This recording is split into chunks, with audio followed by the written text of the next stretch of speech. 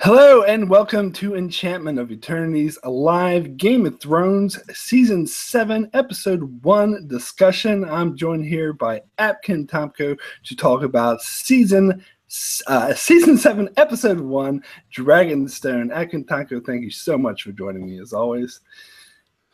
Oh, it's great to be back doing these Game of Thrones episode discussions with you, Mark. It felt like for a while we would never do one again because it just seemed forever. But I'm so happy to have Game of Thrones back on the air again, and then we get to talk about it. Absolutely. So we made a sort of a decision beforehand that we want to sort of keep this discussion spoiler free. That way anyone who's not up to date on all the production leaks and the plot leaks of what's coming in the next episodes can feel free to watch without having the whole season ruined or spoiled. I mean, in the past years, we've always been openly with production leaks, but I think this year it's just the plot leak is just so thorough and so ridiculous that the spoilers are just too heavy this year that I think we saw, even though me and Akton and I know a lot of you in the chat do know most of these spoilers, we thought maybe we want to try to keep this discussion open for those who don't. But there are some things we do want to talk about, so we will have a little section at the end of our discussion where we'll get into the spoilers. So any of you who don't want to hear about the spoilers can tune out then, but those who do want to hear us talk about it can wait till the end, and we'll have a little section there about it. Yeah, and I definitely have at least one spoiler I want to talk about, but I will hold that off until we get to the end of the video, so people who don't want to see it can check out. Cool. So one thing, if you haven't checked out the last discussion we did, we had an announcement this year where we're going to, as we always do, we have our discussion videos we do after every episode. But this year we decided to do something different by having a special guest, another YouTuber sort of guest on each one of our discussions. And we said that this episode, for episode 1, would be the exception, where it would just be me and Akton, although that's not entirely the case. There's another YouTuber I've done a few collaborations with, Ultimate Book Maniacs, who has a really awesome channel, does a lot of theories and stuff like that. You should check out if you hadn't. She was unable to join us for a live discussion, but she pre-taped us or sent over some of her thoughts on the episode as an audio thing. So we're actually just going to play that, and she's when we move on to each topic, we'll start with her thoughts on it. And she poses some topics of discussion for me and Akton to discuss. So we'll start each topic with that. So I want to start the first overall feelings of the episode with her. So I'll just play a real quick clip of what she has to say. Just 1 second. I'll have to be messing around with this stuff to get it ready. Cool. Hello everyone, this is Ultimate Book Maniacs. Hi Mark, hi Akton. Thank you for inviting me to your channel again. I loved the first episode. Do you also think it's one of the best episodes in the whole series? I mean, it was one of my favorites. Season 7 premiere has broken all the records. It was watched by 10.1 million people.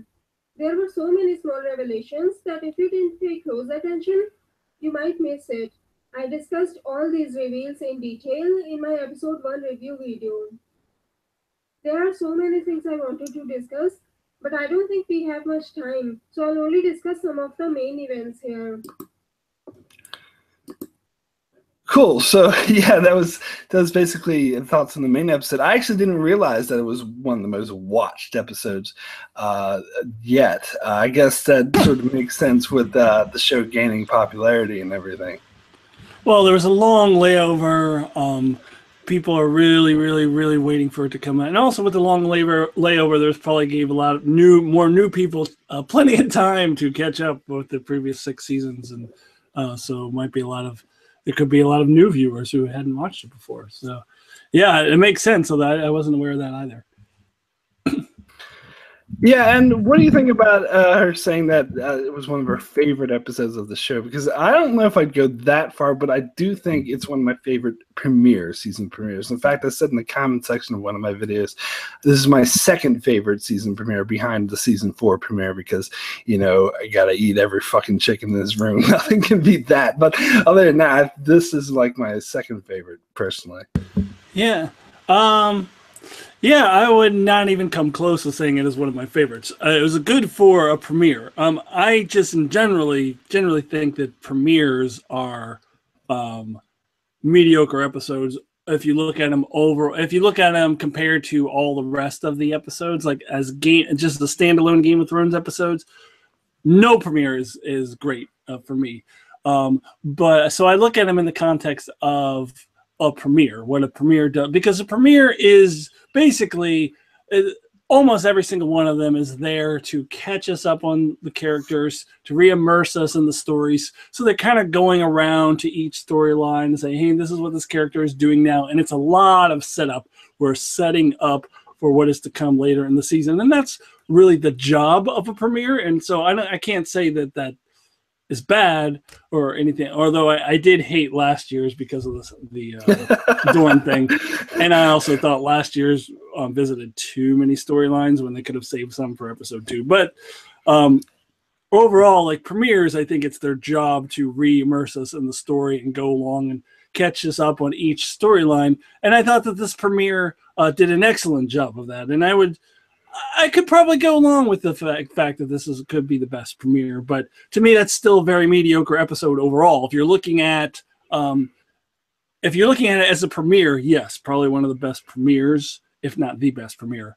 But premieres to me are just by nature mediocre. So if you're looking at it as a Game of Thrones episode as itself, no, it's not even remotely close to among the best for me personally. It's just kind of catching us up on all the storylines. However, I'm not going to tell anyone else that they can't say that it's one of their favorites of the series. Like, that's great. I think one of the things we discovered when we did our top 10s from the viewers that a lot of people had some episodes in their top 10s that aren't commonly thought of as great episodes by other people, but they loved it. And I think that's great. I think that's always fantastic. Anyone is welcome to love whatever episodes they want. But for me personally, it was a premiere. It did its job well. I liked it. But I've probably at the end of season 7, I would most likely, or I should look back on this and say this is my least favorite of the season. It should, by rights, get better from here. And each episode should be better than this one. So those are my thoughts on it. Yeah, and I pretty much agree with that. In fact, I agree wholeheartedly with what you said about if the episodes don't get better from here, then something's wrong. Then they're not doing their job right. But yeah, and I think I have sort of come to lower my expectations when it comes to the first episode of the season. I know a lot of people are like, after having to wait so long, they're like really dying for something, so they expect like to come out with like the best thing ever. And I know typically, like stereotypically, that's not what Game of Thrones has always done. They always start the season off with a sort of setup to get you sort of set the stage and transition from the previous season, get you sort of ready for what's to come. And for that, I do think this episode actually surprised me and did a much better job at it than I thought they would. And as I said, I think is one of the best jobs they've done at doing that, at setting the stage. And I didn't find, like I said in my review, I didn't think there was any filler or any scenes that dragged on for too long for me personally. I know not everyone agrees, but I actually thought everything was vital, even if it wasn't the most exciting or the best. It was still very effective, and we absolutely needed to have this episode. So hopefully from now on it starts again. So if next couple of weeks episodes are like this, then that's going to be a bit of an issue. But for the first episode, I think it worked fine. Yeah, and I would agree with that. I do think that it did its job very well. I didn't think anything was filler either. I thought everything was important. Though I did say that I thought that the Hound scene for me dragged on a little too long. It was they could have cut it a little bit, in my opinion. But I still think that overall it was important to have that scene for the Hound's character. especially, and we'll talk about that when we get to it. But but there wasn't anything. There wasn't anything that I thought was unnecessary or was filler. I mean, I am still. We'll talk about this when we get to it too. I'm still not completely clear what the function of the Arya and the Lannister soldiers was yet for the story, but I'm pretty sure that it's there for a reason. So, but again, we'll talk about it when we get to it. Cool, great. So yeah, let's just get right into it then and start with the topic. So we'll have Ultimate Book Maniacs start us off. So let me just get that set up again. All right. What did you guys think about Euron in this episode? I think he was much better than the last season. I was really surprised. He was a little bit like the book Euron. I was like, when did he become so charming? And I loved how he was teasing Jaime. That two hands comment and Jaime's reaction was amazing. All right, so Euron Greyjoy. I've actually heard a lot of people saying that they thought that he's much better in this episode than he was last season, and some people even said like they thought the actor did a much better job. But I personally didn't find an issue with the actor in the last season. The issue was with the writing.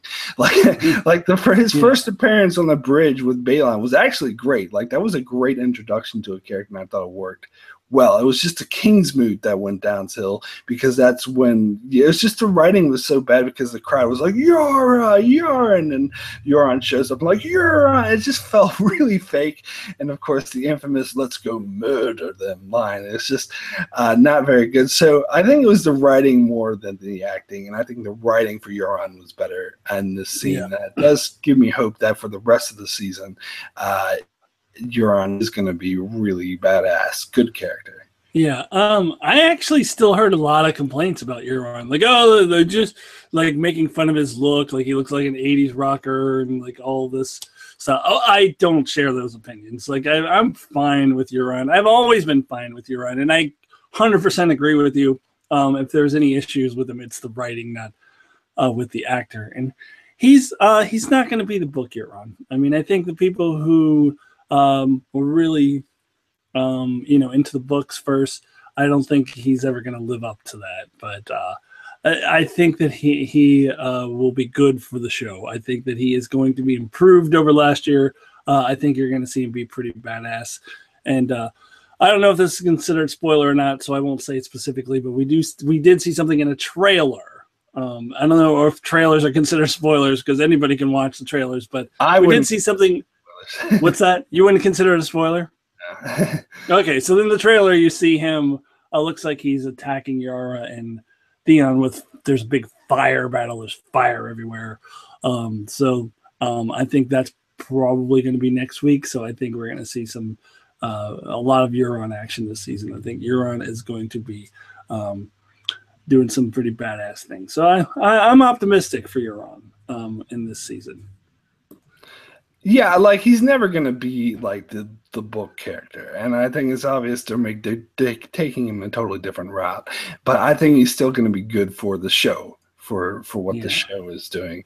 And yeah, I've heard some people complain that they thought he looked a bit emo-ish or whatever, and I don't know, whatever. I don't really agree. I think he looked more like a pirate. That's the sort of a typical look I associate with pirates. Yeah. And Mark, while we're on the topic of Euron, what did you think of my? Because when you did your review, you were like, "Well, why is Cersei saying that she, once that she knew that he wanted to marry her, and then she's denying him?" And my theory was she's purposely doing that, like she's manipulating him. She's going, "Oh no, I'm denying you," so that he will do exactly what he is doing, which is go out and kill some of her enemies for her. Like, so she, because she knew that he wasn't trustworthy coming in. She knew that he was going there to marry her. So there's nothing new when he came in the throne room, and and he wasn't untrustworthy. Or he wasn't trustworthy, and he wanted to marry her. That wasn't new to her. So when she denied him, to me, I saw that as manipulation. Like she wanted him to go out and kill some enemies. What did you think of that theory? Well, that's actually, I sort of considered that as an option. Like, I wasn't sure about it, but I thought, because even in my review, I said, what is she just playing hard to get? So, which is sort of pretty much what she's doing. She is like having him on in order to go out and get him to do shit for her. So yeah, I do think that's the case. I was just a bit hazy on it, but the way you explained it, I think does make it a lot more clear that she does know that that he wanted to marry her, and he's just saying no to sort of, play hard to have him along so he can go off and do stuff. But my question, the one thing I'm not certain about is if he does come back with this gift for her, will she then marry him? Or will she then, because it seems like she's not going to have his full cooperation until she does, but it's hard to see Cersei marrying again someone that she doesn't want to, because she said loudly that she'd never do that again. Yeah, that's a good question. Could she possibly agree to marry him with the full intention of not going through with it? But then why would he take her word on it? So yeah, that's interesting. I'm curious to see how that plays out, because it seems like he wouldn't really fully cooperate with her until she actually married him, and yet she's not going to do that. So I'll be interested to see how that plays out. Yeah, it will be cool. And also, I did really love this scene with Euron, actually, the way he was sort of mocking Jaime as ultimate Book Maniacs. Like, seeing that look on Jaime's face when he says, "And I have two good hands," was like the best thing ever. Yeah, that was pretty great. And I liked what you said in your review, the parallels between the Theon and Tyrion scene last season, and Euron and Jaime. I didn't even really think about that, but it's very true. Very strong parallels there. Yeah, I mean, I think a couple people disagree with me, and that's fine, but that's just the way I looked at it, because I couldn't help the way that Jaime was sort of like berating Euron for past transgressions seemed so much like Tyrion was doing the same thing that Theon berating him for past transgressions, while the Queen just sat there and sort of watched and judged it without saying anything. Yeah. Cool. So yeah, let's go ahead and move on and talk a bit about Cersei and Jaime then, because they had a little scene with that giant map room, which I guess I was a bit uncertain about. I guess they showed some guy painting it, so I guess they were making it clear that Cersei just had that room created. Because when I first saw that room in the trailer, I thought they were going to be like, "Oh, this was here all the time. You just never seen it before." Kind of like what they did with Dragonstone, but we'll get to that later. Yeah, no, it was clear that the dude was painting it as Cersei was walking around, and he was still painting it. And Jaime walked in and was like, "Get out of here." So she was already walking around, and dude's not even finished it yet. Now, I have to bring up, because a lot of commenters are bringing this up, but I personally don't really put much stock in it, to the fact that Cersei was standing on the neck and Jaime was standing on the fingers. I find foreshadowing. Yeah, I find those comments kind of annoying, frankly. Like, I just don't think. I mean, I don't put any stock into that personally, but whatever. I mean, you never know. It could be the case. Like, there's some other shows do like to foreshadow stuff like that. Like Vince Gilligan does that a lot with Breaking Bad and Better Call Saul. But I don't know if Game of Thrones would actually do that. But I don't know. I think that's just a coincidence. But yeah, it was curious what Jaime was saying about finally getting them here to talk about Tommen. And Jaime almost seemed to accept his role as his father now, whereas Cersei was just like, "Oh, he betrayed me," and didn't seem to care anymore. And that was sort of interesting. I wonder if Cersei is just has to distance herself from her feelings for her children in order to move on, because if she didn't, then she would just be immersed in sorrow. Yeah, I think that she is, and that's pretty scary for the rest of Westeros because her children is the only thing that was really keeping her grounded. So if she's distancing herself from them, and she's saying, "Well, Tommen betrayed me," then there's nothing. She's got nothing to make her human. So she's a pretty scary person if that is the case, and it does appear to be the case to me. Yeah, absolutely. I think that's part of the purpose is like now she's like, yeah, very scary that she doesn't because her love for the children was the only thing sort of keeping her somewhat a decent person, but now that's completely gone. And Yeah, she's fucking scary. It also seemed like, and she really does not want to did not want to confront her feelings about the whole Tommen thing. Like, I guess she didn't have that much of an opportunity, but she never said anything about it at the end of season 6, episode 10, after he died. And I observed that when Jaime brings up Tommen, she goes straight for the wine. Like, I gotta pour me some wine right now if you're gonna be talking about Tommen. So yeah, it's like, that was a good catch. I didn't even notice that. Yeah, yeah, I noticed that right away. She went right for the wine as soon as he said Tommen. And she clearly was very uncomfortable even talking about it. So she just doesn't even want to think about it at all. I mean, yeah, the only reaction we got before with her saying when I think it was Qyburn, he was talking about, oh, do we want to have a big funeral for Tommen? And she's like, no, just burn his body and bury it in ashes of Baelor Sept. So that was just, I think she just wants to push it away and not think about it. But yeah, I did want to bring up in the chat, they were talking earlier that Cersei was actually standing on the twins and not the neck, and I think that's probably the case. So the whole thing is a bit silly. And then I think Iron Throne said, oh, it means that she's dominating the twins of Cersei and Jaime. I think people look for meaning a bit too much into things. I do too. I think she was just standing on the damn map. I don't overthink it. I mean, that's my take on it. Let's not overthink everything.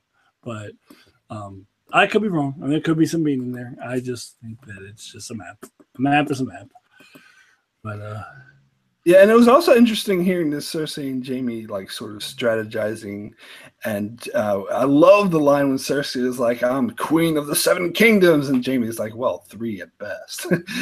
Yeah, I was trying to figure out what those 3 might be. You said the Riverlands, but the Riverlands is not technically a kingdom. So was he counting the Iron Islands? Was he counting the Iron Islands? I mean, what was he counting there? I think, well, he said 3 at best, so that's how I took it. Yeah. Right, at best. So Casterly Rock, the Westerlands. And the Riverlands. At best. Like, I think that's why I said but the Riverlands is not a kingdom, though. Well, it's a part of the Iron Islands, but if you split it up, then they have half of it, so that's why he would say at best. Yeah. What would be another kingdom they have? They don't have any other. They don't have. Yeah, it has to be that because the only other. Oh, the Stormlands. The Stormlands is another. Yeah, one because the Stormlands on the show is just like whatever. Like they don't really focus on the Stormlands at all. Like the Stormlands just doesn't exist in the show. Practically. Were you counting the Crownlands as one of them? Because I wasn't. Yeah, the Crownlands is not one of the 7 kingdoms, though. Yeah. So it would just be the Westerlands, the Stormlands, and the Riverlands. Maybe the Riverlands, which is not technically a kingdom. So, not technically, but yeah. 3. So 3 at best is actually a good description. 3 at best. At best. Really, it's like 2 or probably even 1 because the Stormlands don't really matter in the show anyway. Yeah. Wait, did we listen to? Oh no, she didn't have it. She didn't have a bit about Cersei and Jaime. Oh, she didn't say anything about Cersei and Jaime. Yeah, okay. This year on, so we're sort of covering it all. Okay. Yeah, and I think that about covers it. So we can move on to her next sort of topic. So I'll play that for us now. 1 second. I really like the Hound's character development here. I mean, he has shown a softer side from time to time, but nothing like this. I know he has killed innocent people before, like Micah, etc., but he never felt guilty about killing them. In fact, he helped create one of the greatest killers. But now, even though he hadn't directly killed them, he feels guilty about Sally and her father. He really showed kindness by burying them and saying some words over their grave. And Roller showed him where to go next in the flames. They need to go to Eastwatch now.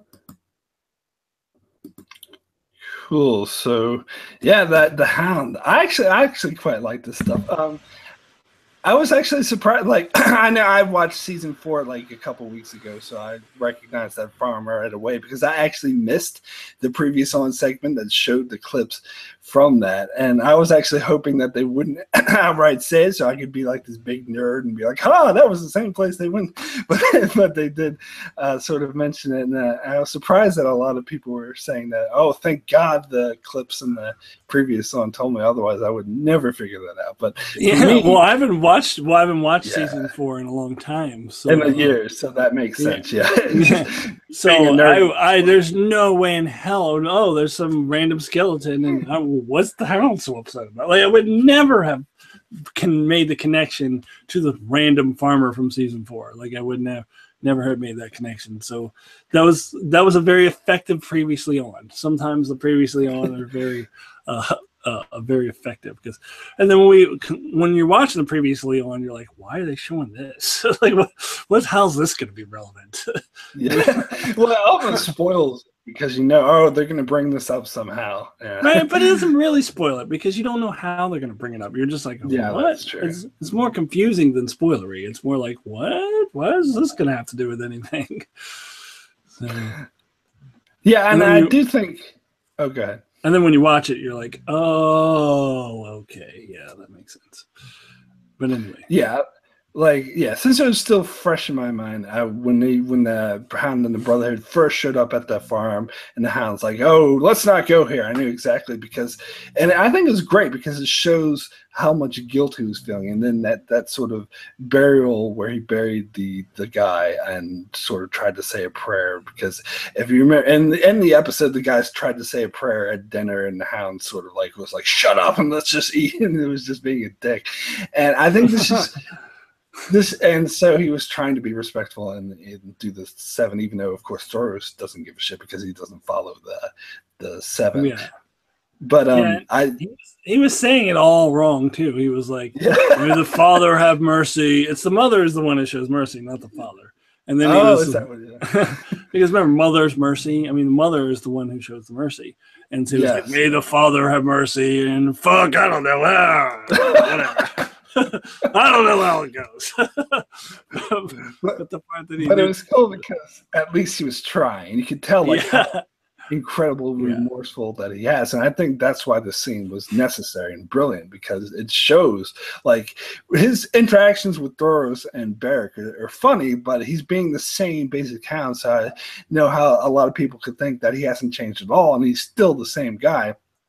But his reactions to the farmer shows that he's not. That his time with Ian McShane has really changed him, and that he is has remorse and pity now stuff. Because when he was with the farmer, it's partly his fault that they're dead because he stole their money.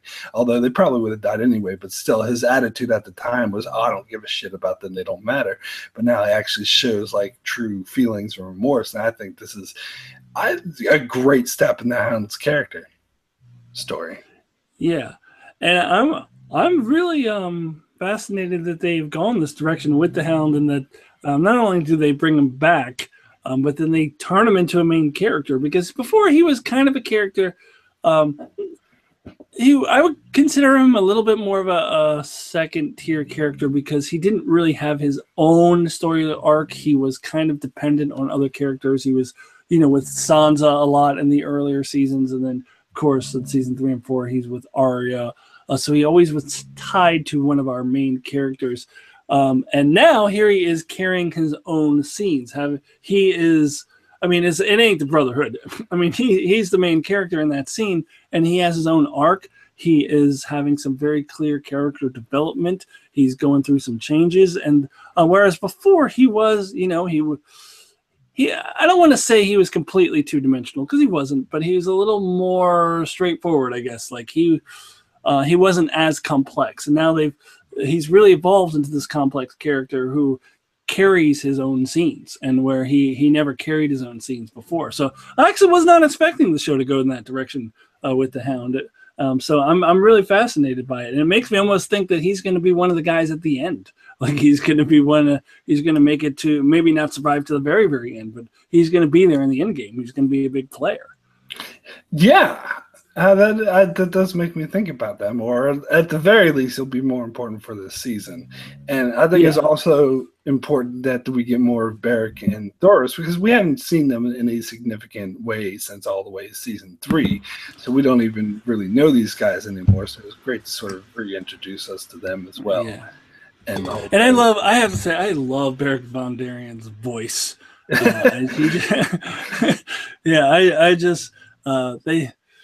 It's funny, there was that different Beric Dondarrion season 1. I guess they weren't really thinking about having the Brotherhood scene in season 3. Maybe they didn't know that the show would last that long, but they had that like kind of lame dude in season 1 playing Beric Dondarrion. But this dude is just like, I just love his voice. I think he's great. And the other thing I mentioned before about the Hound, thinking the guy's great, I didn't realize, I watched some other reviews and a lot of people were like so excited. Oh, the Gravedigger! He's the Gravedigger! I didn't even make that connection. I mean, he's just digging one grave. It doesn't really make him the Gravedigger. Yeah. I mean, that might have been a call out to the man. There might have been a shout out to the Gravedigger thing, but it doesn't. The Gravedigger that's a whole different thing. That wasn't in the show. I mean, it's totally a book thing. Yeah. But it could have been like a wink and a nod, like, but it could have been, yeah. Ultimately, it doesn't really mean anything. But it's also interesting that the Hound actually saw the vision in the fire of Eastwatch, and Ultimate Book Maniacs mentioned earlier, like, oh, it looks like they're going to Eastwatch now, and I think this first episode made that abundantly clear, because this was the second reference in the thing we got the Eastwatch. So I think this is definitely setting it up for later in the season. Yeah. And I really do like how the show is doing that recently for show watchers, people who haven't read the books, is when something that's primarily from the books and you want it to be important in the show, they kind of just they really drill it in there. They did the same thing with R plus L equals J. Like, it hadn't really been discussed a whole lot in the show. Rhaegar hadn't really been discussed a whole lot in the show, but then they just like really kind of drill it in there, so people who watch the show kind of get the idea about it. There's one other example of that I'm forgetting, but I think that's really good that they do that for the non-book readers. That and Eastwatch by the Sea may have been mentioned in passing on the show in the past. It was. But it's not something that show-only viewers would necessarily think of, recognize the name if you haven't read the books, because it's not been something that's been prominent. So it was really good for them to kind of drill it in there, like Eastwatch by the Sea. Hey, Eastwatch by the Sea, Eastwatch by the Sea, because we know it's going to be important now. We know that it is. With or without spoilers, you know that that is it's definitely foreshadowing for what's to come. There's going to be something that goes on up there. Yeah, the only time I remember it being mentioned in the show was in season 3 when John was with the wildlings, or Rel was drilling him what castles to the Night Watch man, and he said Castle Black, Shadow Tower, and Eastwatch by the Sea. And I think that might have been the only mention of that we've gotten before. So the more casual show viewers who don't read the books are not going to go, oh yeah, I remember that obscure reference to Eastwatch by the Sea, season 3, like 4 years ago. Like, so it's good for them that they did that. I'm glad they did that. Absolutely, totally agree. Cool. So yeah, let's go ahead and move on to the next topic. So I'll go ahead and play the next clip. Bran has finally made it back. What did you guys think about Bran walking into the White Giant? I've been saying this since last year that Bran might walk into the Whites, but many people were skeptical about it. It's so good to finally have it confirmed. I wonder if Bran can also walk into a White Walker. They are different from humans, but they still have a mind that Bran can get inside. What do you think? So that's interesting, Brand working into a giant white, because I wasn't sure if that what was actually happening in that scene. Yeah, I wouldn't go so far to say that that was confirmed, because I didn't get that at all. Like, I just thought that, because he, when he wargs into the weirwood tree, he can go and view, he can watch things from the present, past, and future, so he can go into the past. And then last year, when they were, running away from the whites, and he started warging without the weirwood tree, and he was seeing, the Mad King and all these different visions. So apparently he can warg and see into the past, present, and future without touching weirwood tree. It seems to me. So I just took it as he's an observer. He's watching this. I didn't think at all that he had warged into the giant white. Now, that doesn't mean that that's not the case. Maybe that is what they meant, but I would not say it was confirmed, because I don't think that that's what it was happening. But I think it was kind of ambiguous. I'm not sure what was happening there. Yeah, that's what I thought. I wasn't sure if Bran was meant to be seeing that as a vision, or was he warging into a raven, or was he warging into one of the whites?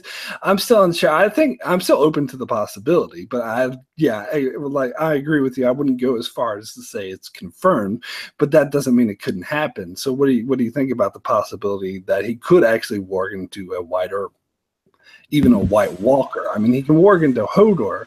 I don't know, White Walker might be too much of a stretch, but a white is pretty simple. And if he can warg into Hodor, maybe he can warg into a white. Yeah, and one reason why I don't think he warged into a white is because usually when you warg into something, the eyes go white, and it was still blue eyes for the white. So, but I would think that would be pretty useful if he could warg into like a white giant. Then he could just turn on them, because when he wargs into something, he controls it. So he would be able to just start kicking the other white's ass all of a sudden. Like they'd be like, "Hey, why is this white giant kicking our ass?" But it didn't. He seemed more of an observer to me. Like when he wargs into something, he controls it, and I don't think he was controlling that white giant. So I would think more that it's more like this vision that he had, like when he goes into the weirwood tree, or possibly he was into some raven or something that was flying around there. But so I kind of don't. I mean, I think that would be sort of cool if he could warg into whites, but I don't think that that's what we saw. But that's my opinion. Oh yeah, and Tima in the chat is saying, people are saying that it's 1-1. People who don't know what's going on, you don't follow it. It's so obvious it's not 1-1, because 1-1 died south of the wall. It's just some random giant. I think and if you look carefully, there's about at least 2 other giants in the background. So it's just white giants are there. I'm a little shocked that anybody who's paid attention to the show, unless maybe you just forgot what happened last season. I mean, how could you think that that's 1-1? 1-1 died in Winterfell, south of the wall. Like there's no possible way that is 1-1. And the fact that we saw multiple giants, it just is a way of telling us there are white giants. I mean, what are those? All 1-1? Are you going to say? I mean, there's other giants in the world besides 1-1, and some of them got turned into whites. Yeah, exactly. And there was some talk in the chat earlier about the quality of the audio clips from Ultimate Book Maniacs, and I do apologize for that. It's my fault. It's the equipment I'm using, the best of quality I could get. So just bear with me for that. But it's pretty interesting what she has to say. So I do want to continue on with this. But so just please bear with us for that. Any other thoughts about Bran and coming into the wall? I hope we see him in episode 2, because I was hoping for a little more Bran in episode 1, and all we saw was him going into the wall, and that's it. So I do hope that we get to see him a bit again in the next episode.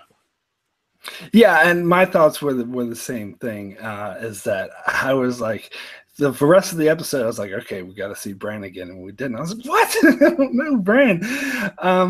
And the thing I brought up though is like when Ed came out and was like, "Oh, you wildlings," is he implying that he wouldn't let them in if they were? Because he should. I'm not sure if that's what you got from that as well.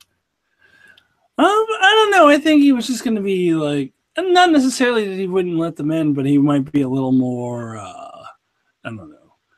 Treat them he might, yeah, and he might be, I don't know, he may like test them a bit more. Like he may like not just let them right on in. Like he might, I don't know, check them out a little bit more before letting them in, but not that he, yeah, I don't know. He shouldn't just, I think, after what he saw at Hardhome, I find it hard to believe that he's going to follow the old ways of the Night's Watch, where it's just like wildlings, kill them all on one site. You know, the Alistair Thorne way of thinking. But I still think he's not going to necessarily be like open, you know, welcoming them with open arms, like wildlings, come on in. Like I think, you know, he's still going to be a little bit. yeah. That is a good point. And some people are saying they thought that he believed Bran too easily, because when they said, you know, Mira was like, "I'm Mira and this is Bran," and he challenged that, Bran didn't actually answer the question. He just sort of avoided it. It's like, "You were at the Fist of the First Men," and I don't think that's the point, though. It's not the point is whether or not he believed him or not. Like, I think he would let them in anyway. He knows there's something up about them. So I think he's still not sold on whether or not they are Bran and Mira, but hopefully that's why I want to see more of it. Well, but yeah. At the very least, he's like, how the hell did he know it was the Fist of the First Man and at Hardhome? There's something weird about this guy. There's something special about this guy. Let him in. Whether or not he believes he's Bran, I mean, he does realize that this kid knows stuff about him he shouldn't know. So at the very least, he's intrigued. And I mean, you know, the kid is clearly crippled, so it's not like, what is he going to do? So, you know, exactly. Let him in. And find out what's going on here. So he may not have necessarily fully believed that was Bran Stark, but he, you know, was intrigued enough to let him in. Yeah. And in the chat, Colonel Doomsday is saying #wildlings welcome here.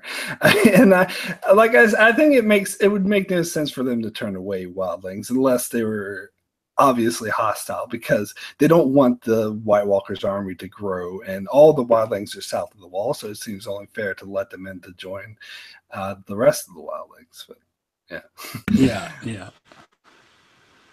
My thoughts. Cool. So any more thoughts on Bran and Mira before we move on? Yeah, let's go ahead and move on. All right, cool. So we'll play the next clip. Sorry again for the quality. Trying the best. Hold on one second.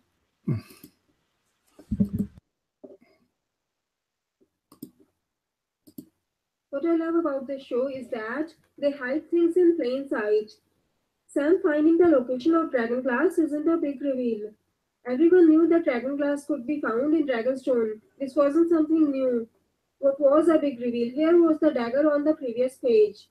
It's the same dagger that Hatspaw used to try to kill Bran. I think this dagger is really important. Okay, so moving on to the topic of Sam, and this is something that she brings up that I didn't even notice when I first watched the episode. I had others pointed out as the dagger, and I do think it's possible that is foreshadowing. I don't think they just threw it in there by accident, and but I personally never really cared much to speculate on like this whole dagger thing. I think we touched on this slightly in our last discussion of how they're promo photos with Arya with the dagger, which people speculate is the same Valyrian steel dagger that was used in the attempt on Bran's life and ended up in Littlefinger's possession.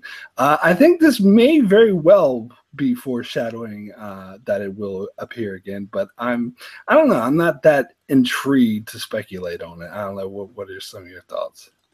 Yeah, it's something that I didn't think of either. But we'll see. I mean, I certainly think it is possible that is a foreshadowing. I think it is also possible that it's a red herring. So I guess I'm just gonna wait and see, and I won't be surprised at all if that dagger ends up being significant. But I also won't be shocked if it's not. So we'll just kind of see. But I do also want to touch on the other thing that she said about Dragonglass. Like, this is it shouldn't be a surprise to anyone. This was my one my one nitpick about the episode that I was really complaining about in my review, is that Sam even says that Stannis told him about that. And I don't know. I don't really remember specifically Davos ever talking about Dragonglass and Dragonstone, but how could he not know? Like, I just don't understand why this is some huge revelation. Oh, I gotta write Jon Snow right now, but Stannis already told you. You already knew it. So I'm just kind of little, I don't know, I'm a little baffled by this whole thing and why Davos never mentions anything about it when he's sitting right there next to Jon when Jon is talking about. I know we're going to talk about Jon another time, but the Dragonglass thing was puzzling to me. Why nobody knows that there's plenty of Dragonglass at Dragonstone. I didn't really get that. Yeah, I thought that was pretty much mishandled too. And Sam was like, "Oh, I better write Jon and make sure he knows about it." I'm like, why wouldn't he know about it? Oh my god! And it's like, and that's what I'm saying. I hope that, like, Sam, they made this big deal about this forbidden section, and Sam had to like steal the keys and go in and steal these books. So I hope he learned some actual useful information from this forbidden section, not just something that he already freaking should know. I think that he will. I think there's more to come. But I think I think so too. I'll be disappointed if that's not the case, but I'm hopeful that it will be the case, because otherwise, you're not going to introduce this whole forbidden section. And I think Sam even mentioned in the episode, Stannis mentioned it before, but I'm not sure. I didn't really believe him. Why wouldn't you? Yeah, he even said in this episode, Stannis told him before. He already knows. Jon already. I mean, they already should know. And if they don't remember, Davos should freaking tell Jon. Like, this thing, that's the one, I think this is the thing that I like the least about this episode. That's really bothers me, that they, this whole Dragonglass thing, they should freaking already know. This is not some huge revelation. Ooh, look at this Dragonstone. I don't know. Yeah, I think a lot of people in the chat are calling it bad writing, and I'm going to go ahead and agree with that. I think that is. Yeah, I mean, I don't think it makes the episode horrible or anything. I still think it's a good episode, but I do see that as a blemish. I agree. Oh yeah. It doesn't make the episode horrible. I still think it's a good episode overall. But it is the one thing that I took issue with. And I think it's just a clumsy way. Like we were saying before about how they're reminding the audience of Eastwatch by the Sea, and that was handled well. This was a more clumsy way to remind the audience of how important the Dragonglass at Dragonstone is. And even because they might not remember that line from Stannis, but they did it in a way where the characters act dumb. So that's why it doesn't work. Yeah, exactly. But I think it's quite obvious what's going to happen. This episode, just from the little preview for next week's episode, is that Jon is going to get a raven from Daenerys, and the Dragonglass will be brought up, which is why he'll probably want to go visit her. Yeah. Yeah, I mean, it seems like by now he should already be at Dragonstone getting Dragonglass, or at least have sent somebody over there. But okay, whatever. Yeah, but I did find the Sam stuff, like a lot of people were complaining about how like grossed out it was, saying too much on it. I just thought it was a nice little montage to illustrate how Sam has been spending a lot of time there and how his life has just been very menial, just doing petty tasks, and he's not really doing what he set out to do. And I thought that montage it reminded me of like a Better Call Saul Breaking Bad montage. I think Phil brought this up in his review. I think it worked very well in that regard to illustrate his time there, and that's all it is. So I don't think it's great. I don't think it sucked. I think it was necessary, and it was very effective. It was definitely, it's interesting that you bring up the Breaking Bad, but because it was definitely not very Game of Thrones feeling to me. It was very uncharacteristic of Game of Thrones to have a montage like that, but I didn't have any problem with it. I thought, it served its purpose to demonstrate, what Sam's life has been like at the Citadel. That he's performing these really, really menial and just the tasks that nobody else wants to do, just like bottom of the barrel, like he's so low level performing these tasks. I thought the montage was effective. I mean, I didn't, love it, but I didn't have a problem with it either. Yeah, and that's kind of how I look at it. And in fact, I was like, some people were like, oh, thank God Gilly was barely in the episode. I can't stand her. I never understood the Gilly hate. I actually like Gilly. I think the romance with Sam. In fact, throughout the Sam scenes, I was like, when are we going to see Gilly? I really want to see Gilly because I was curious of like where she fit in because she's not actually supposed to be at the Citadel, and they didn't really explain this. I guess they were just staying nearby somewhere because Sam was staying. Yeah, I think they were not at the Citadel. Gilly and the baby was actually not a baby anymore. It's finally gotten bigger. That they were staying somewhere nearby and not necessarily in the Citadel.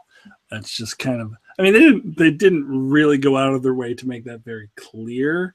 They could have possibly made that a little more clear, but that's just kind of what I assume. Yeah, and I thought Jim Broadbent was excellent as a maester.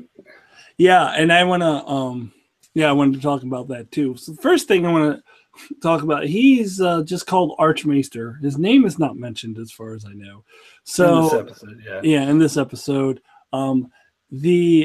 I will say that, I mean, I don't know if this is too spoilery or not, but there was a plot leak or not plot leak, but just something on Watchers on the Wall that said the name of a maester that would appear in Archmaester that would appear in the show, and it's some obscure one from the books. Is it okay for me to say it? I mean, I don't think it's that huge of a spoiler. So so is Archmaester, I think, Ambrose or Ambrosi or something like that.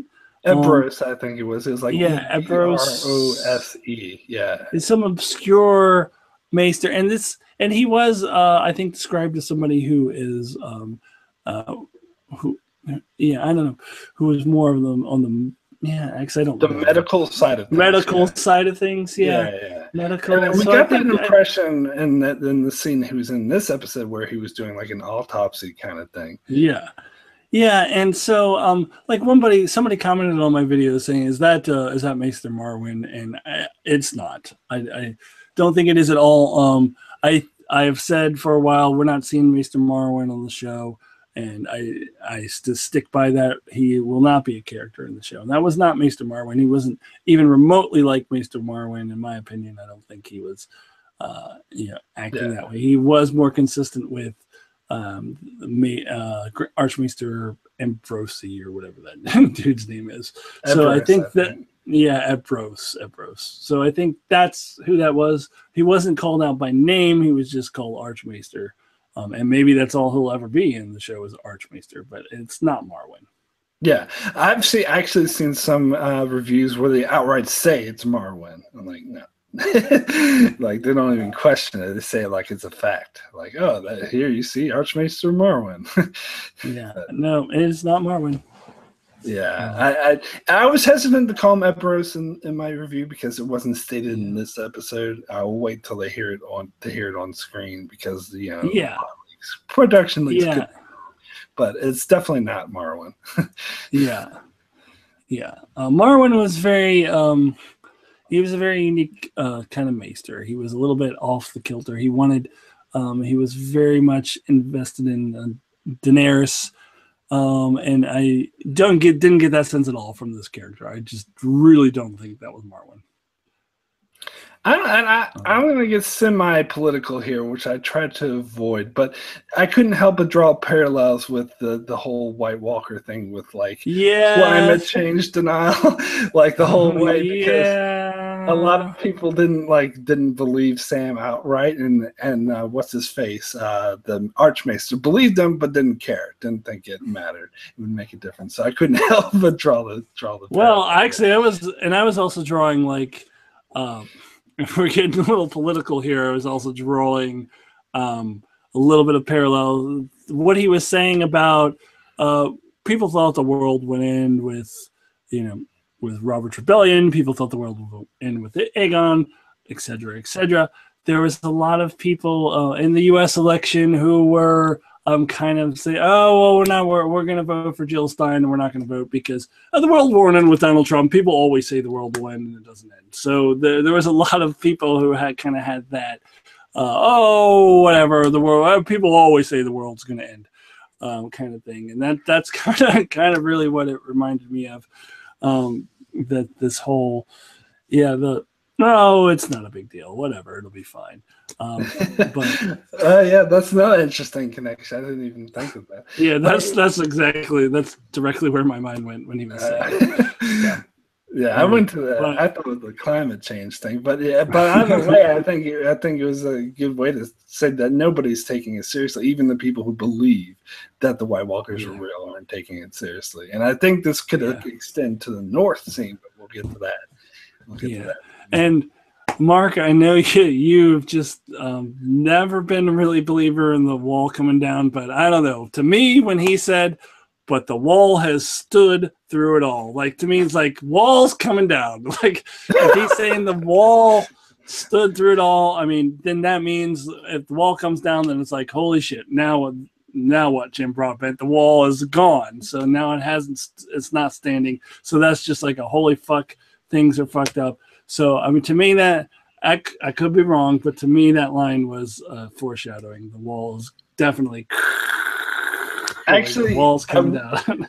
I wanted to bring this up because I totally agree. In fact, this has changed my mind on the whole thing, and I think it's pretty apparent now that the wall's coming down. Especially, and I just rewatched season 6, and when Jon leaves the Night's Watcher, it says, leaves Ed in charge of Castle Black. He's like, you're in charge of the wall. Try not to bring it down while I'm gone. And that's again, like that combined with this is like. Similar to all the foreshadowing they did with Cersei using wildfire to blow shit up. Like they had a lot of lines and how burn shit to the ground, and this reminds me of this. So I think, I do think that they are definitely foreshadowing the wall coming down. So I'm gonna have to change my mind about that one. Yeah, and it's especially the whole way he was like, "Oh, the wall stood there for centuries, and it was done there forever." But then we also get the. Oh, go ahead. I'm sorry. Hashtag wall falls. Maria Mormont in the chat is saying hashtag wall falls. Yeah, but then we also get like a Jorah, which I was actually a bit surprised that he was there already. I knew he was coming the whole time, but I thought maybe episode 2 or 3, but he's already there, which is cool. I think it's great that they're just cutting right to it. But I don't know. I'm still thinking we might get the Archmaester involved in somehow trying to cure Jorah. I don't know. Maybe. I don't know what's going to happen there. I mean, he's there for a reason. So I don't think he's just going to be sticking his arm out with grayscale all the time. And I think that, something's going to happen with Jorah, right? So I think that, I don't know. Why would the Archmaester try to cure him? I don't know. I guess we're gonna see what happens there. And I would think that Sam might have some sort of further interactions with him. Maybe Sam. I think most definitely we're gonna see more Sam and Jorah. You don't put two main characters in the same location. Don't have them interact. Yeah, but I'm just not sure how that's gonna happen. So I'm interested to see how that plays out. We'll be curious. But getting back to our wall discussion in the chat, Timo says that the Hound also saw the White Walkers at Eastwatch, so maybe they come by sea. I think it's possible the wall could come down by Eastwatch rather than by Castle Black. Or maybe it's not the whole wall, but just part of it that allows the White Walkers to pass through. Because when they were looking into the fire, didn't they say they saw the White Walkers going through like a crack in the wall or something like that? Oh, I don't know. I didn't catch that. They didn't say that specifically, but they said something that made me think they were implying that, but I could be totally wrong. Well, I don't know. You could be right, but I didn't catch that. Yeah. All right, cool. So, yeah. So should we move on to our next topic then? Yeah, let's go ahead. Alrighty.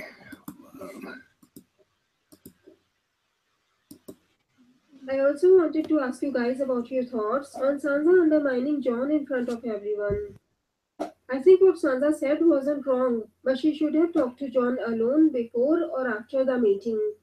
She has been in King's Landing for too long. She knows how important it is to show a united front, but she's still questioning Jon's decisions in front of everyone. That's why I think, or rather hope, that it's for Littlefinger's benefit. I've already mentioned in my Sansa's journey video before that she knows that in order to manipulate Littlefinger, she needs to make him think that he's getting what he wants.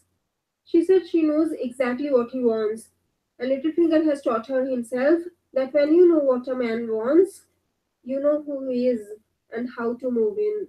By questioning Jon, she's showing Littlefinger that she is not happy. I still think that she will be the one to kill Littlefinger in the end. That's why she said, the lone wolf dies, but the pack survives. I think she will choose her pack over Littlefinger. What do you think? All right, so a lot of interesting things to discuss in there. First of all, is what we think about the conflict between Jon and Sansa. And I think from my review, people might have gotten the false impression that I was taking Sansa's side, but I'm not. I think I agree with what a lot of people are saying is that they're both right and they're both wrong. They both have good points and they both have bad points, but I completely agree with what Ultimate Book Maniacs just said about Sansa definitely should not have undermined Jon in front of everyone. You take that shit in private. It reminds me of Star Trek. So I'm such a Star Trek geek. I have to bring up the episode where Data was in charge of the Enterprise. And Worf was his first officer, and Worf was like, every decision Data meant, he's like, oh, whoa, what are you doing? He's being grumpy and complaining about everything, and Data had to push Worf aside and be like, you're going to stop this shit right now or you're being demoted. If you have a problem with me, you come to me in private, because Commander Riker would never do that to Picard in public. He'd go in private, and Worf was like, oh yeah, you're totally right, I should do that from now on. And I was a bit disappointed that Jon actually didn't even have that discussion with Sansa. He did kind of be like, you don't undermine my authority, but he didn't actually say, come to me in private. In fact, Jon should have beforehand talk to Sansa about this rather than just ambushing her with, oh, I'm partying these guys at the meeting instead of telling her beforehand, look, this is what I'm doing. We need to have a united front about it, even if you don't agree. So I think they're both sort of at fault, and I can both see kind of both their points of view on whether this is good or bad. Like I've seen some other reviews where they completely side with Jon or they completely side with Sansa, and I don't agree with either position because I sort of see both their points of view. Yeah, and I think Jon has a lot to learn about being a leader. He clearly he's got a good military mind. He also more than anyone is really familiar with the White Walkers and what the threat is. But as far as kind of the little things, just the kind of the negotiating those type of things, he's not very experienced. He absolutely first of all, Sansa's role should be clearly defined, like what she is, like what does Jon want her to do specifically, like what is her role. Is she second in command? I mean, what is her role? And then, I mean, she got to sit up at the front table there with Jon and Davos. But what Davos should have a clear role. Sansa should have a very clearly defined role. But Jon is just not he's not really good at those kind of details, I don't think. And then secondly, you're absolutely right. He should have brought this up to Sansa ahead of time, especially if her role is clearly defined. You're second in command or whatever it is that she is. And Jon will go to her with what he's doing ahead of time, and she can argue with him, behind closed doors. And then once they're in front of everyone, she may not like it, but she's just got to sit there and, accept that Jon has made this decision. And but we saw that somebody is back there watching and really likes this a lot, Mr. Littlefinger. So he's definitely going to try to use that to his advantage. But Jon, as I said in my review, I think if Jon and Sansa did it right, they could be a pretty good team. And I think somebody in the comments, might have even been Cardinal Doomsday, said, well, that's not going to happen. Well, no. Of course it's not going to happen. I'm just saying theoretically they could be a really good team because Jon's got the military experience. He's got the knowledge of the White Walkers.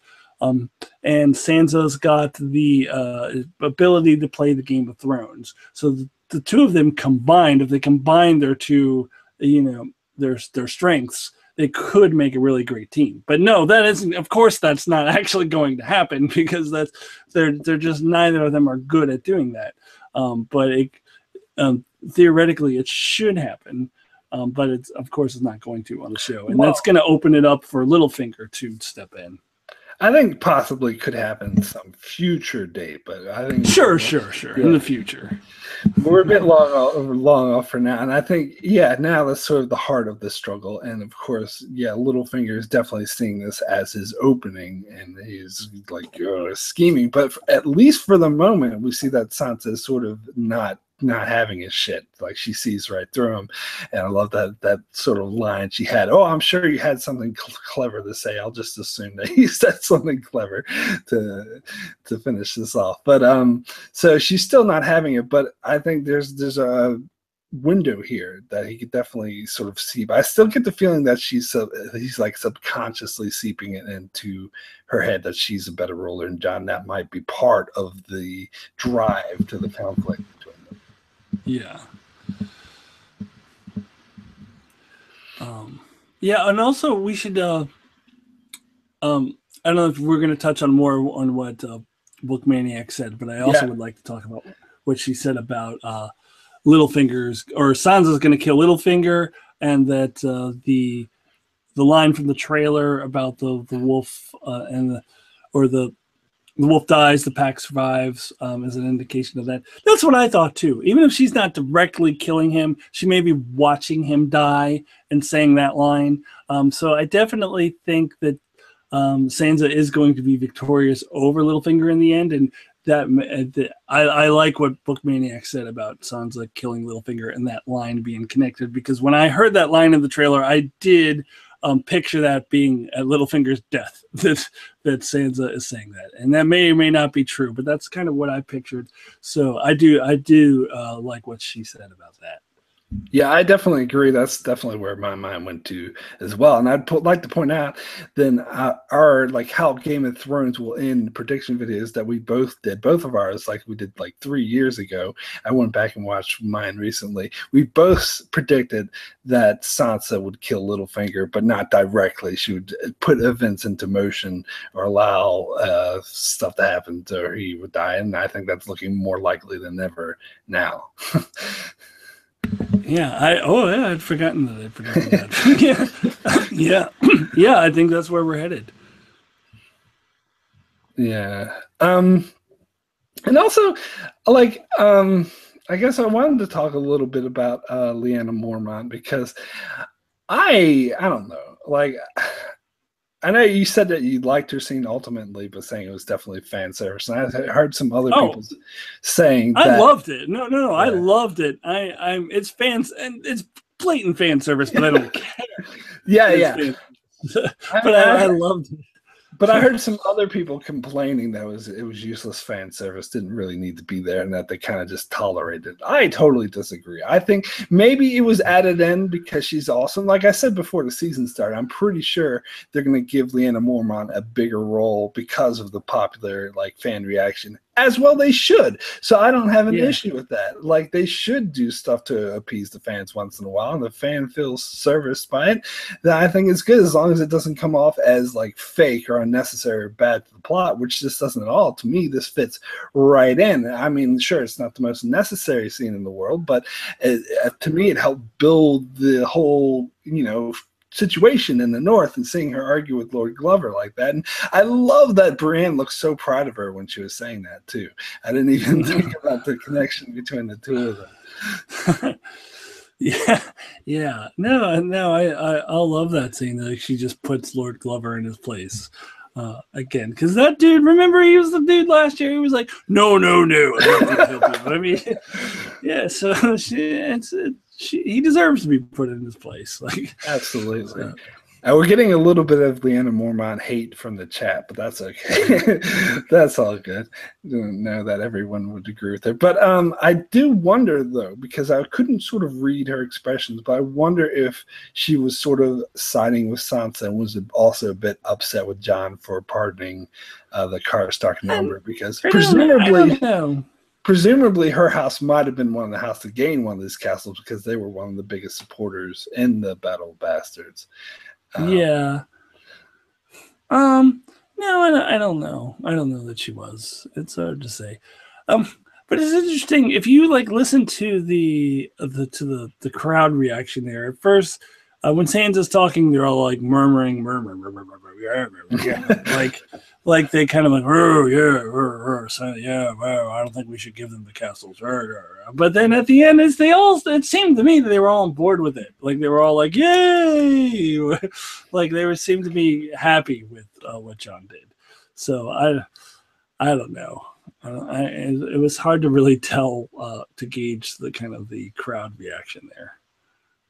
Yeah, it was. I mean, we sort of, I don't know. I get the impression that the Lords aren't going to be happy with Jon's decision of pardoning those two. And I can kind of see Sansa's point that you have to show some consequences for betraying and some rewards for supporting. And he was like, oh, there was consequences because, small Jon Umber and what's-his-face Karstark died. But just dying in battle, fighting is not really, I don't know. So I can see Sansa's point of view, but on the other hand, you don't want to sort of, just kill off potential allies and alienate two other powerful houses. Well, Jon's point of view, I mean, it goes back to when he was in the Night's Watch, and he promoted this with the wildlings. We can't afford to not have every hand on deck. Mm-hmm. We need every possible human being alive to fight against the White Walkers. We can't afford to cast anyone aside. And that's really where Jon's point of view is coming from. And he does have a pretty good point. And I guess, I don't know, I don't side with either of them completely, but if I kind of lean Jon a little bit, because he also, it's not like that the Karstark and Umber heirs were some older, teenager or somebody in their 20s who was right there by their father's side and fight. I mean, it's a little kid. There's a little kid and a girl. They should be given the chance to bend the knee to Jon. If those kids were actively fighting for Ramsay too, then I would definitely be more on Sansa's side. I mean, I'd probably be 100% on Sansa's side at that point. But they're kids. And Jon, and also you need all hands on deck against the White Walkers. So I kind of almost Sansa also I see where Sansa's coming from, because she's absolutely right that Rob and Ned made stupid mistakes, and she doesn't want to see Jon do the same thing. And I could definitely see how that could be perceived that way. But I kind of think, I lean a little more Jon on this, just because they're kids and you need every hand on deck. So I definitely see where he's coming from there. Well, I don't know. I don't lean either way, but I see a bit more of Sansa's point of view in this case because, well, again, I'm sort of split between them. I think they both make good points because I think what you just said is absolutely positive. But on the other hand, I think Sansa is just better at reading political situations and how by sparing them, she could anger the other lords and actually cause dissension. And I heard some other reviewer says, did Jon not even remember? Does those stab wounds not reminding him what happens when he does the honorable thing against the people who he's commanding wishes? Like he needs to like sort of take that into account. And Rob and Ned's mistakes were doing the honorable thing without thinking through the political ramifications. And so that's why I agree that Jon and Sansa are a great team, and they need both. They need Sansa, who can see this political stuff, who has been trained by Cersei and lived in King's Landing, and also Jon, who is the military mind and does need a bit of the honor through. So you need a combination of the two going. So I think the problem here is that they're not working together, and that's what's going to be the biggest downfall. That's going to be a problem because Littlefinger's ready to just jump all over that. Absolutely. Cool. So any more thoughts on the North before we move on?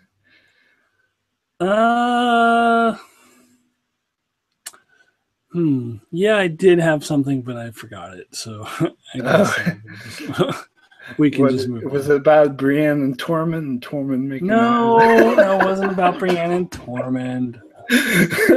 Yeah, I just am very uninterested in that. Like, I just don't care. So yeah, I mean, I don't hate it, but it's just I don't hate it, but I'm just not as interested in it as everybody else seems to be. Like, it's just, and I don't think it's going to go anywhere either. Yeah.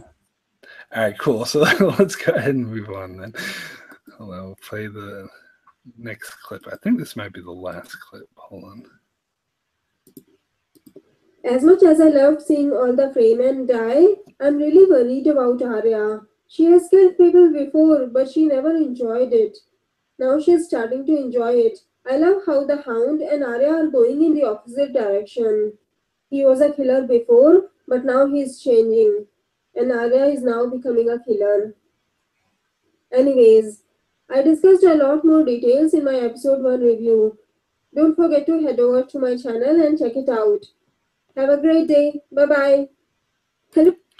Cool. Yeah. So, yeah, I do want to say you should definitely check out Ultimate Books Maniacs channel for her thoughts that are better quality, because I do again apologize for the quality over the speakers, and she does go into more details in her video. But yeah, so now let's move on to Arya, which is again, this is very interesting what she was saying about Arya is like she's becoming a totally cold-blooded killer now. So yeah, what were your thoughts on that, Akton? Well, first of all, I want to comment on what she said about how Arya and the Hound are kind of switching places there. I didn't think about that. That's a very good observation, that they're kind of going in opposite directions there, where Arya is becoming more of the killer and Hound is starting to become more remorseful.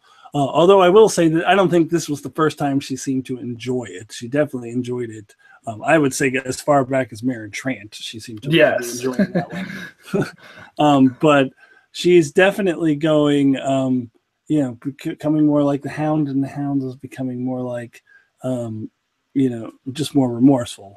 And so that's an interesting observation. It was to the point where I was like, I mean, I didn't really think she would do it, but I was almost for a second like questioning, like, she's not going to kill these Lannister soldiers, or is she? She said, because they're all really nice guys. So that would be terrible. Like, but she's not going to. Well, we're jumping a bit to Lannister soldiers, but I was going to say, like, I thought that if they provoked her, she would have. Like, I think she was ready to pounce, but because they never provoked her and they were nice, she was like, okay, there's no reason for me to kill them. But you see her hand on her sword a lot. And and I think she was trying to provoke them by saying, "Oh, I'm going to King's Landing to kill the queen." But I think at that moment she's like, "All right, I'm going to kill them all." But then they just started laughing, so she's like, "Okay, I'll just laugh and drink with them." But I'm sorry to jump ahead, but yeah, no, that's Yeah, it is as far as her killing the phrase. Well, first of all, I have to bring this up because I brought it up in my video, but I am very proud of this. I did call this as the opening scene. I mean, I was privy to some spoilers.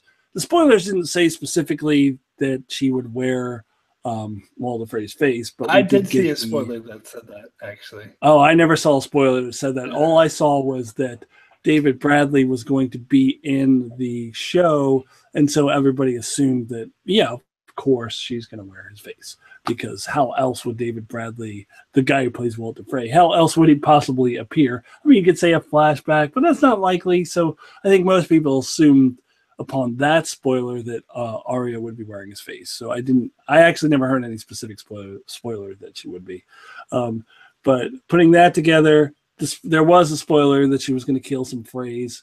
So putting those together, we knew that a scene like that was going to happen, and I called that would be the opening scene, and people argued with me over it. And the reason why I thought it would be the opening scene is because I thought it would make for a really great opening scene, and I feel I was right on that too, because I think it did. I think it was an awesome opening scene. So I was hoping that I would be right, because I wanted that to be the opening scene, and it was better than I pictured it. So I thought it was a great opener. Yeah, the thing, I was actually surprised at how many people thought it was a flashback at first.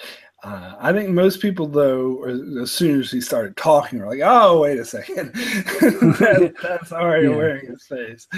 But I actually read a spoiler that Arya would wear his face to kill a bunch of people, and then it was confirmed that David Bradley would be in season 6. So I was like, "Oh, that's just confirming." Oh no, I never saw that spoiler. I just saw all I saw was the actor was going to be there.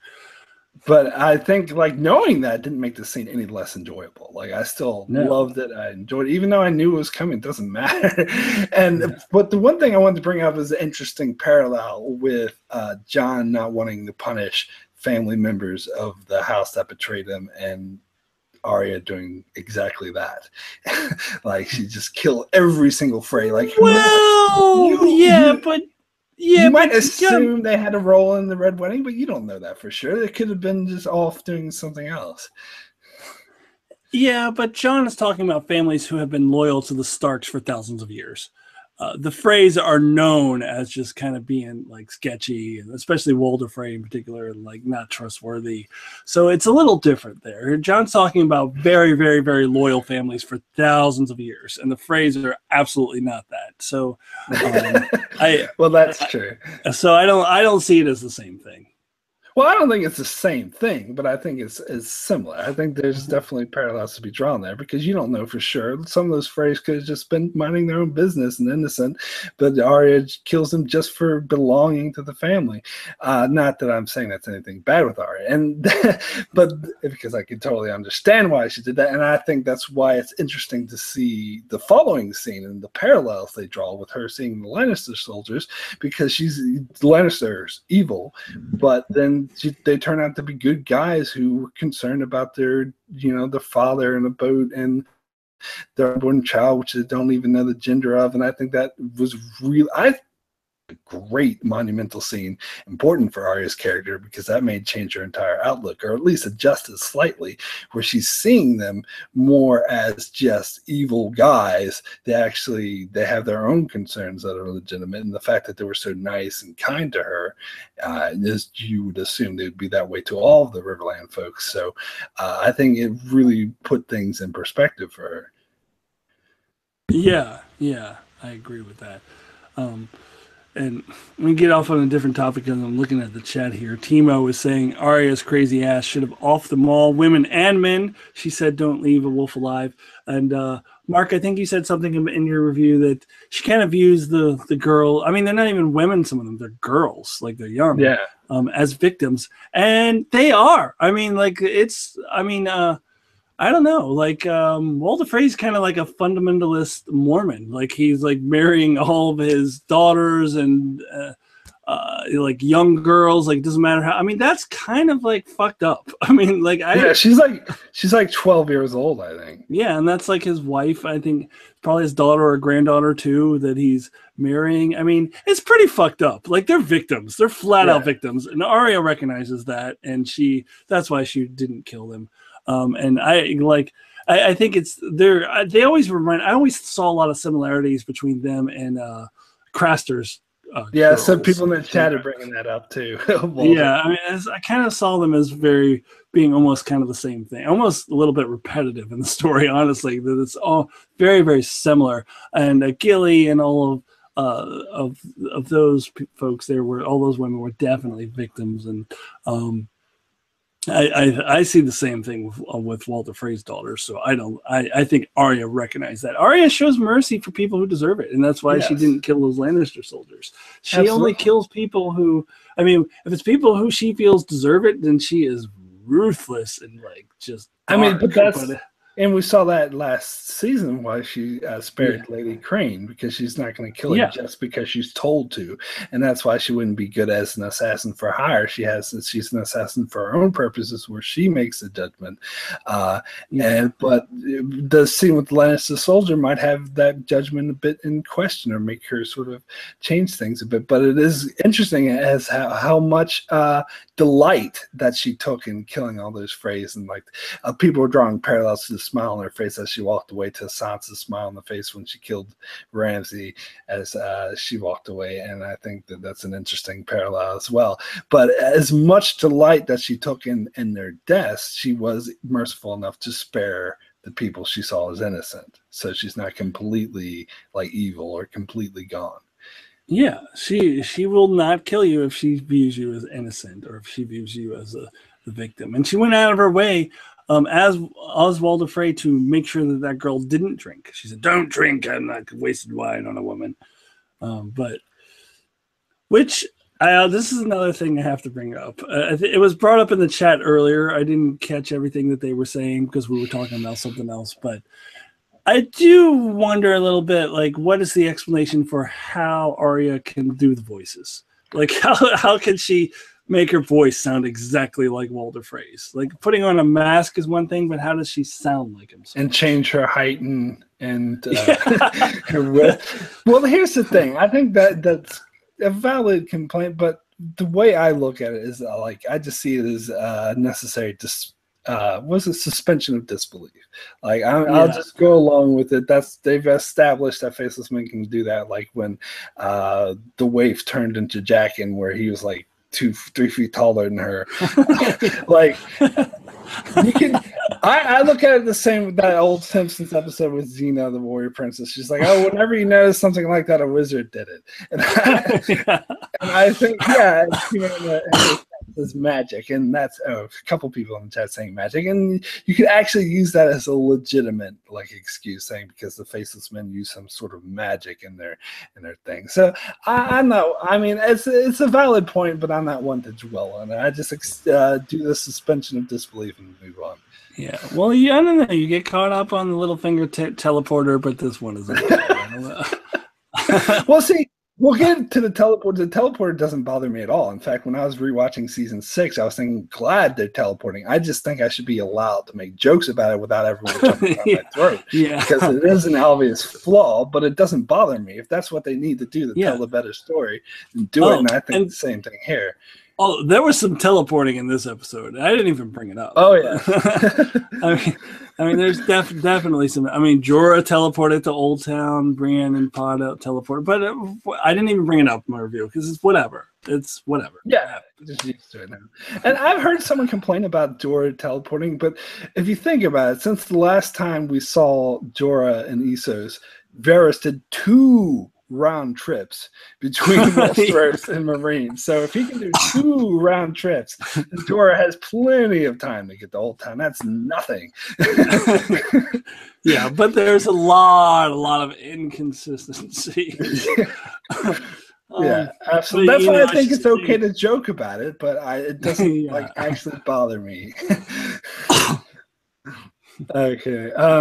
So what were we even talking about? Talking about any more thoughts on Arya? I think I had something else to say, but I'm sort of forgetting about it now. No, not in our spoiler-free section. I want to get to Arya again when we start getting into the spoilers, but in the spoiler-free section, I don't really. Okay, all right. We'll touch her a bit more in the spoiler section. Okay, so let's move on to the last topic. Ultimate Book Maniacs didn't cover this, probably because there's not much to say about it. But I thought we'd cover the last topic, which is Daenerys arriving at Dragonstone. And I've heard a lot of positive reaction to this scene. A lot of people loved the way it was played in silence. I thought it brought more power to it. Me personally, I mentioned this in my review. I think there wasn't a single shot in the scene that wasn't in the trailers or wasn't in like promo photos. So it almost feels like I've already seen that scene. So I wasn't at like a billion times because I'm a nerd and watch the trailers over and over again. So I wasn't as sort of like, yes, Daenerys is at Westeros. Yes, we know that. Move on. Let's actually see her do something. But that being said, like I knew from the spoiler that the episode would end with her saying, "Shall we begin?" And we wouldn't actually see her do anything, so that wasn't a surprise. Like I knew that was going to happen, but still, I wasn't totally enthralled and thought the scene was the best thing ever. It was great. It was necessary. It was kind of ruined by the trailers, I guess, is what I'm saying. But what were your thoughts on it? Yeah, I was not. I was not blown away by this. I mean, this also. For us who were privy to spoilers, it was in the plot leak that Daenerys was going to come to Dragonstone at the very end of the first episode. And then we see all of the promo shots, the photos. The photos showed a lot of this. And also the trailers really covered this. So, yeah, I was like, okay, cool. Daenerys is in Dragonstone. All right. I look forward to actually seeing her do something and actually seeing Tyrion and Varys have lines like that. Yeah, so I was underwhelmed by it, honestly. It wasn't bad, but I wasn't like, blown away by it or anything. Yeah, and I guess I'll mention what I sort of hinted at before, and this is really got me in the trailers too, is how come there's so much of Dragonstone we've never seen when Stannis was there? Well, we know the real answer is because the show didn't have that big of a budget. Now it has a bigger budget. It can show us all this grandiose. Yeah. How could this Stannis actually sit on that funky throne? It seemed like he would, because he was all like, I'm the king, and made everyone call him Grace, but we never saw him sitting in that throne. Yeah.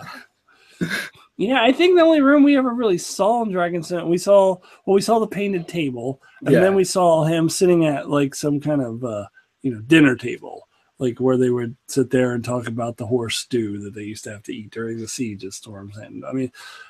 And then we saw like Shireen's room. We didn't really see, we didn't really see a whole lot of Dragonstone at all when Stannis was there.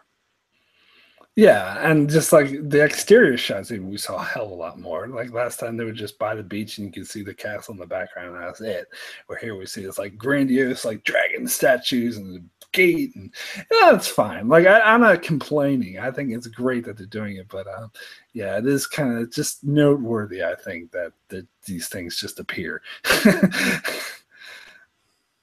But the obvious explanation is they have a bigger budget now. That's fine. Use your big budget. Show us a grandiose place. I think that's great. I just think it would have. I don't know. I do like that they had the Stannis banner and had her bringing it down. So I like that they at least acknowledge that Stannis. Yeah, and that was in the trailer.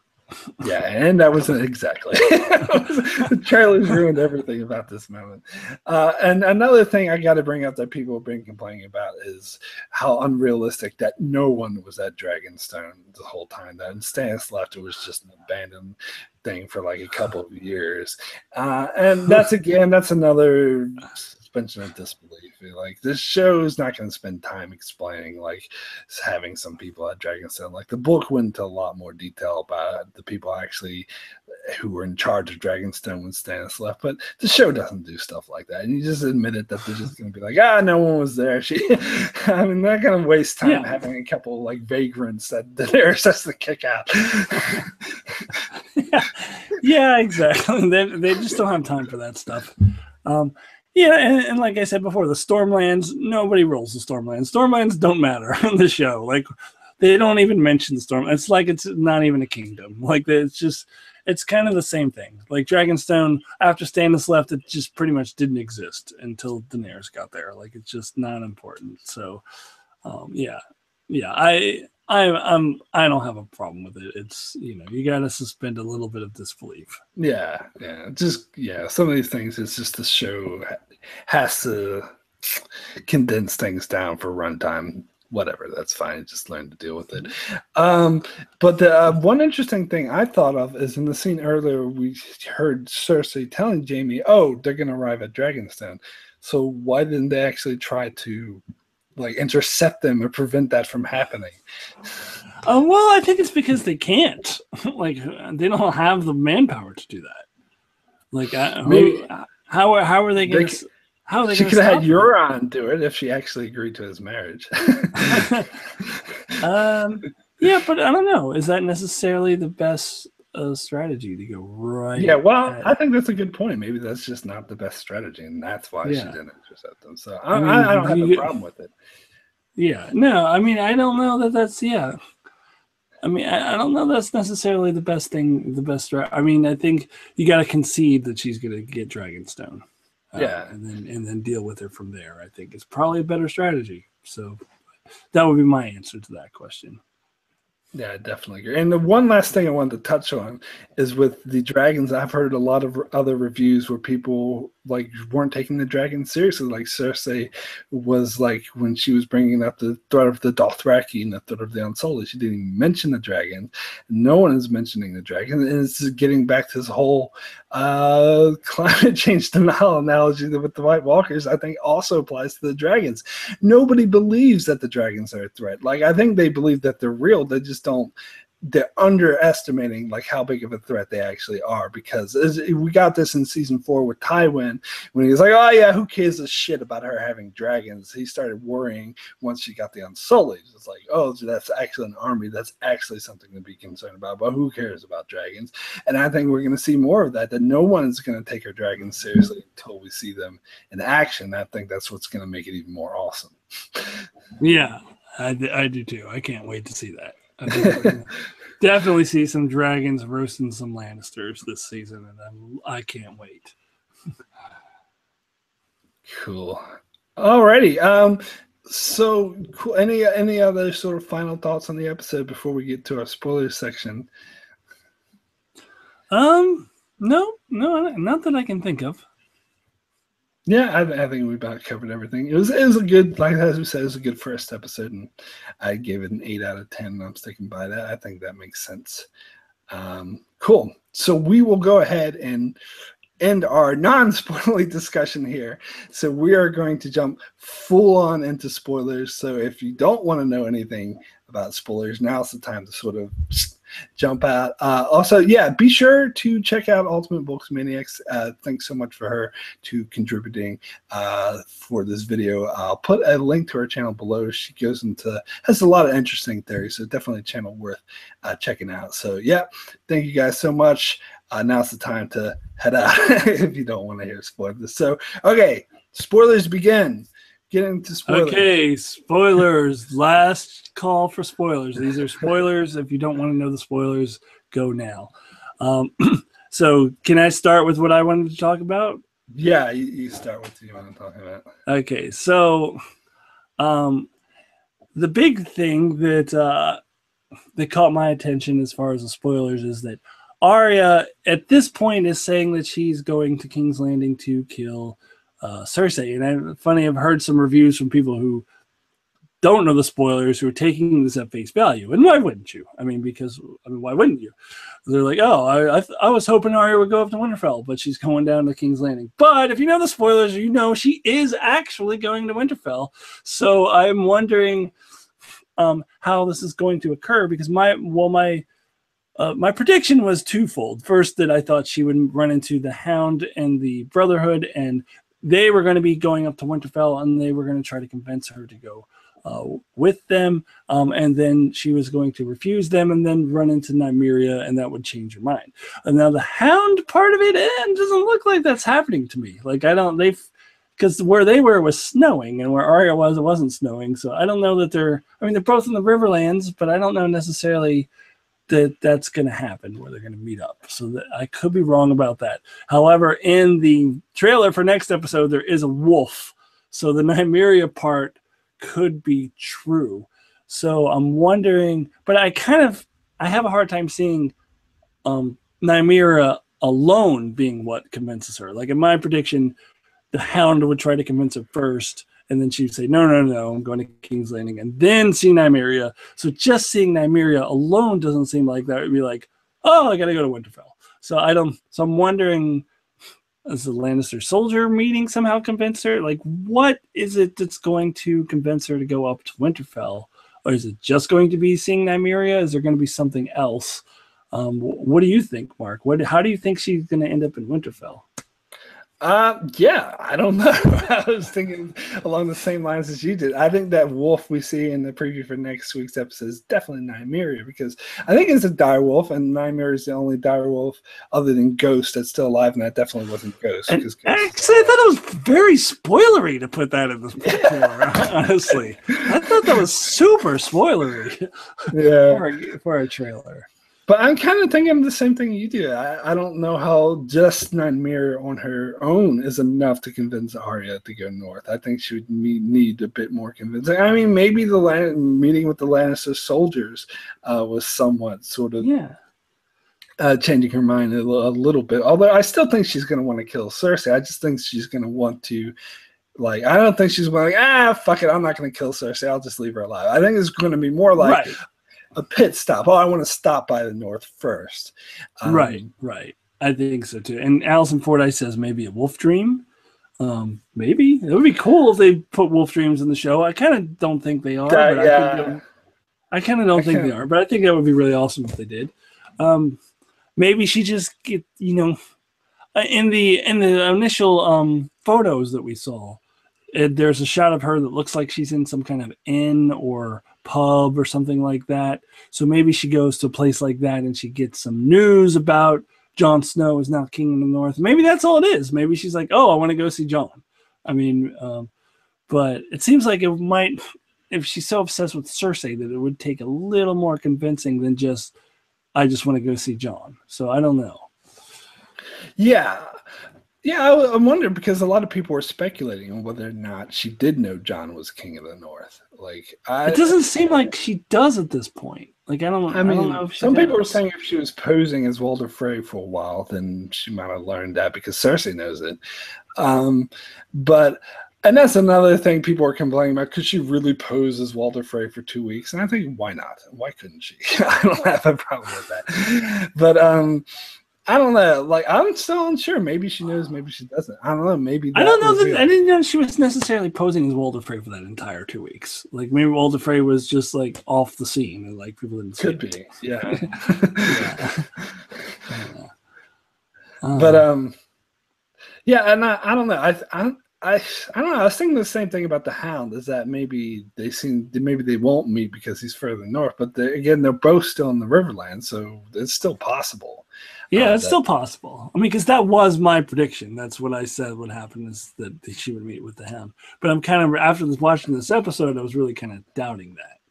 So now, I had thought of another possibility, but this would require some major teleporting action going on, which we know the show isn't beyond. The show is not beyond, yeah. Yeah, is that perhaps, they learn in the north, Sansa learns about the Stark girl who killed the Freys and assumes it's Arya and sends Brienne down to retrieve her. Would she go with Brienne, though? Because she wouldn't go with Brienne the first time. Yeah, but now it's different. Now that she knows that Sansa's there and Sansa's in the north, and maybe Sansa would bring something to prove that that's from her, and that Jon's there and they're calling her back. It would be a bit different than last time, where Brienne was just like, "Oh, I'll take you to someplace safe," which is vague and nobody knows what the fuck that means.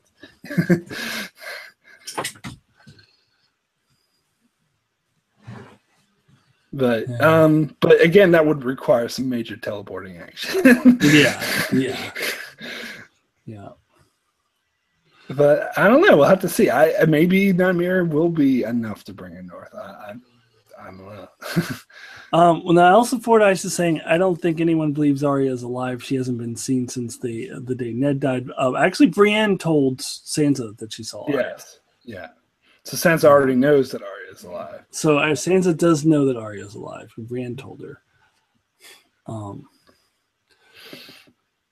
I don't think any of the Lannisters did. I think the Lannisters would have no idea that it was Arya. But I was thinking that they might assume that the Starks hired a faceless man because they saw them changing. But maybe they just didn't believe it and said, "Oh, those girls are dumb." But in this world, they know faceless men exist, so I don't see why they wouldn't believe it. But that's another interesting thing. But so I want to talk about some other spoilery things, if that's all right. Yeah, I want to get out of here in the next few minutes, but we can talk about. Okay. Well, the other thing, this is kind of more like a book spoiler rather than the plot league spoiler. It's like when Euron says, "I have a gift for Cersei," a lot of people online were being like, "It's Dragonbinder." I'm like, so this is not Dragonbinder. They're not doing that in the show. Just give up on that. Well, I mean, I pretty much know what the gift is. Yeah, well, we're into spoilers now, so we can say it, because anyone who read the we can spoilers, say it. Yeah, we saw the production leak of photos of Euron prancing around with Ellaria Sand and Yara and Tyene Sand. Tyene Sand, and I believe. Remember the episode description didn't say something about. Did it just say that Euron brings Cersei a gift, or was something?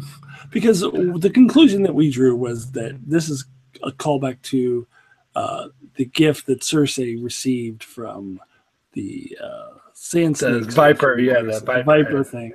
Yeah. So this is kind of revenge for that. That Cersei is getting her revenge for Marcella's death, and so that's what the gift is: revenge for Marcella's death. The episode 3 description says Cersei returns a gift. So a lot of people are thinking that Euron's going to give her a gift and Cersei's going to return it to him. And I suppose that could be true in the case of Yara. Maybe she gives her Yara, but she keeps Ellaria and says, "No, you can kill Yara and I'll kill Ellaria." Perhaps that's what it means. Yeah. But I like the Viper head thing better. But yeah. But it could be the other thing. Now, we, of course, got this standard jokes in the chat going where the gift is Gendry. But the scary thing is, I've seen legitimate theories, like some people online actually believe that Euron is going to give Gendry as no joke. I am just not even going that. I'm just staying away, far away from that. All right, cool. All right, well, since you gotta go, I think I don't think there was any other spoiler things we really wanted to get into. No, the main thing I wanted to get into was Arya, so I think we can wrap it up. Yeah, so let's go ahead and end this discussion here. Thank you guys so much for joining the chat, sticking out with us. Again, thanks to Ultimate Book Maniacs for joining us. So we'll be, as I alluded to earlier, next week we'll be back every week with a different guest. Now, Akton will be on your channel next week. So did you want to sort of plug that? Oh. We lost Akton. Okay, he had to take off. All right, so I'll go ahead and plug that. So next week, I'm pretty sure it'll be on Akton's channel. We'll be joined by Josh and Anna from Geeksiders, and it will be the same time, Tuesday, 6 p.m. Pacific Coast time, 9 p.m. East Coast time in the U.S. Did I say Tuesday? Yeah, Tuesday. Oh, okay. I thought you had to go. I'm back. I'm back for a second. Yeah, sorry, that was an accident. Yeah, I was just plugging next week's talk, which will be at the same time. But we're doing that on your channel. Yes, that is correct. And we will have Geeksiders, correct? Yes. Yeah, Josh and Anna from Geeksiders will be joining us for that. So we'll have to do the same thing. We'll remain spoiler free because they don't they don't know about the spoilers. But I think we'll probably do that every week regardless, because I think it's good to include more people like Timo. Yeah. And what about when we do it with Max though? Because he's very spoiler heavy. I saw. Well, Max he's doing his own videos with his cousin. His cousin doesn't know the spoilers, so he's actually being spoiler free with him too. So I'm sure we could do the same thing with Max. We'll just have to have a longer spoiler section with him at the end. Yeah. And with the Geeksiders next week, we could talk about with them maybe if you and I want to talk about spoilers, maybe they could skedaddle, and then you and I could talk about spoilers afterwards. I think we could do that. Yeah, I mean, if there's any particular spoilers we want to discuss, if not, we don't have to. Yeah, it depends. Like this week, there was definitely the Arya stuff we wanted to talk about, but yeah. All right, cool, great. Well, yeah, we'll head off there. Just make sure to subscribe to both of our channels if you're not already. Check out our weekly Game of Thrones reviews and check us out in the live chat next week on the Akton Tamko's channel with Geeksiders, same time, same day. Thanks a lot, and we'll see you next time.